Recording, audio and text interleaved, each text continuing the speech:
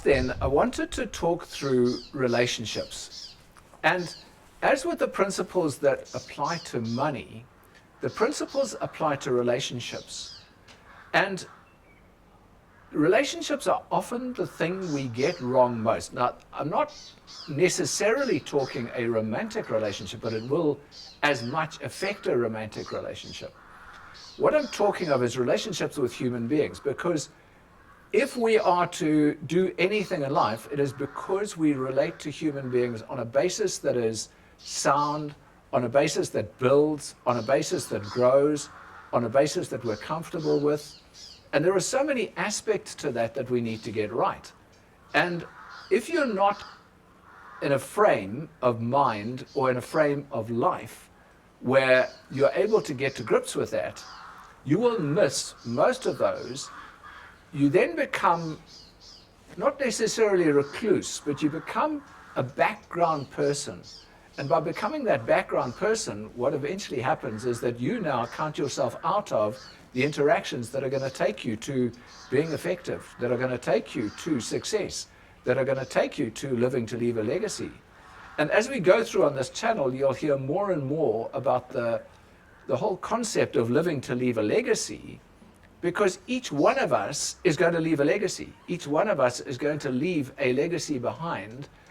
And that legacy most often, in fact, not most often, that legacy always is because we have impacted the lives of people.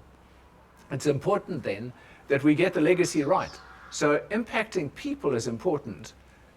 The precursor to all of that is get your relationship right, so that your relationship with people is what drives just about everything you do. Where do we begin? And let's start at the beginning. Most of us at some stage have had incidents in our lives that impacted the way we looked at people, and it either improved the trust of people or it improved the distrust of people.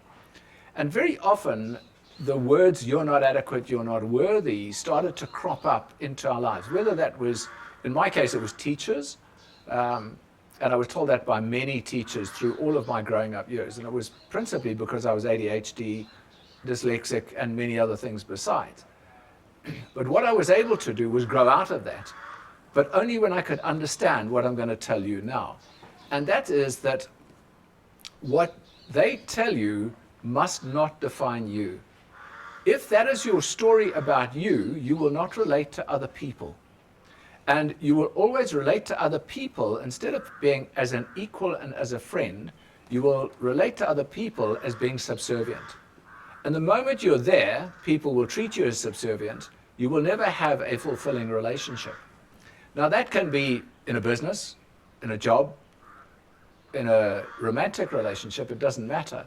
So you need to reframe what you're saying to yourself about yourself. It's that inner dialogue. What am I saying to myself about myself?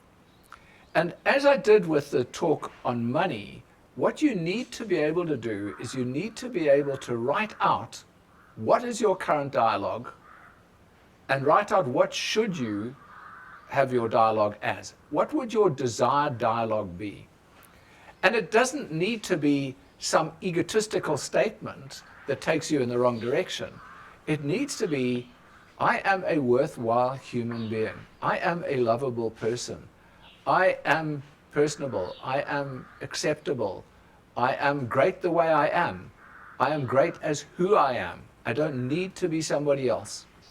And if you can go through that and read that to yourself every single day, your outlook changes, your personality changes, you become somebody different. You start to bring into your life people who before would have stood aloof or away from you because they didn't know how to read you. And in effect, what you were doing was driving them away. Now you will bring them towards you. And the moment you can start to do that, you can start to work with people and learn how to relate with people. By changing that dialogue, it changes the manner in which you relate to people. It makes you relatable, but you now also have the tool to be able to relate. And that's important.